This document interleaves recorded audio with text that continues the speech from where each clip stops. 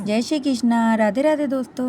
शिव महापुराण सभी पुराणों में सबसे अधिक महत्वपूर्ण व सबसे ज़्यादा पढ़े जाने वाला पुराण है।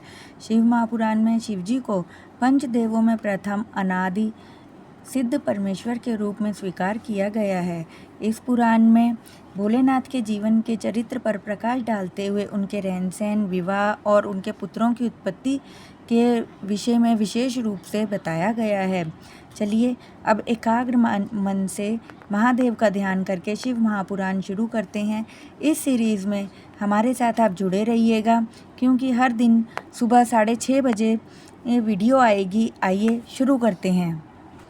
ब्रह्मा जी नारद जी से कहने लगे, श्री नारायण जब उस जल में सो रहे थे, तब शिव की इच्छा से ही उनकी नाभि से कमल प्रकट हुआ। उसका फैलाव और ऊंचाई अगणित योजन थी। शिव की इच्छा से उस नाभि कमल से मुझे प्रकट किया। मेरे 4 मुख थे और शरीर की कांति लाल थी। मेरे मस्तक पर त्रिपुंड शोभित था। मुझे उस समय कमल के अलावा कुछ भी दिखाई नहीं दिया।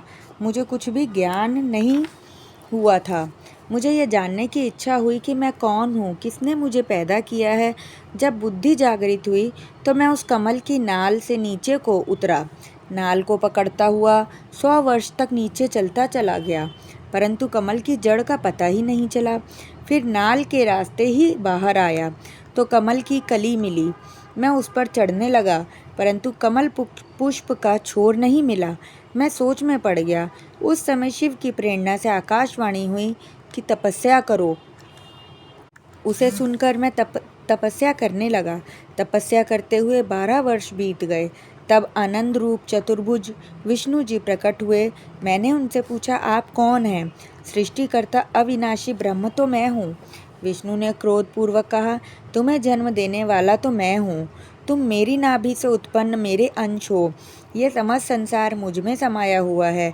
तुम मेरी शरण में आ जाओ, मैं तुम्हें सब दुखों से छुटकारा दिला दूंगा। इस पर हम दोनों का विवाद हो गया। विवाद ने युद्ध का रूप धारण कर लिया। युद्ध के चलते ही एक लिंग प्रकट हुआ। हम दोनों ने उसे प्रणाम किया और युद्ध बंद कर दिया। इसके बाद महादेव के रूप में उत्पन्न उस लिंग के रूप में ही महादेव जी की हम स्तुति करने लगे। स्तुति करते करते 100 वर्ष बीत गए। ब्रह्मा जी नारद जी से कहने लगे, नारद हम दोनों का गर्व नष्ट हो गया। हम दोनों ही एक ही इच्छा थी कि इस ज्योतिर्लिंग के रूप में प्रकट होने वाले परमेश्वर का हमें प्रत्यक्ष दर्शन हो जाए। भगवान शंकर को हम दोनों पर दया आई। उस समय ओम ओम का स्वर सुनाई पड़ा। विष्णु ने उस लिंग में ओम के अक्षरों को देखा। हम अग्नि रूप उस लिंग की परीक्षा का विचार करने लगे कि यह कहाँ से प्रकट हुआ है। तभी वहाँ एक ऋषि प्रकट हुए। विष्णु ने उन ऋषि से शिवजी के संबंध में जाना, और वह शिव ओंकार के द्वारा ही जाना जा सकता है। यह अक्षर ओम सत्य, परम कारण, आनंद, अमृत एवं परात्पर सर्वोच्च ब्रह्म है। इसी से ब्रह्मा उत्पन्न हुए हैं। उन्हें ज्ञान हुआ कि ओम ही शिव का वाचक है और शिव ओम का ही वाच्य रूप है।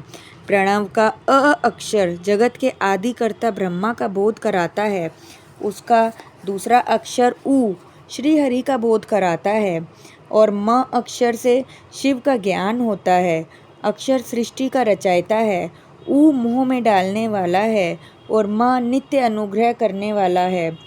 मकार सर्वव्यापी शिव है, जो बीज वपन का कार्य करते हैं। मैं अकार संयज्ञ हूँ और मुझे बीज कहते हैं।